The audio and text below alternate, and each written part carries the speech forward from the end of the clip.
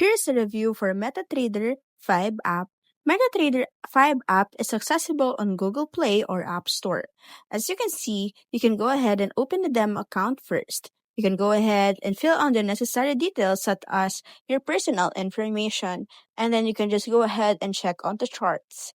For this application, as you can see, it is very detailed and organized from the dashboard itself. You can see codes, charts, trade, as well as the history.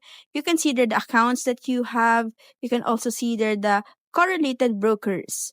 And then it is very useful if you are just a first time user because you can do a demo account on yourself. So that in the future, if you don't want to use this, you can go ahead and cancel your subscription.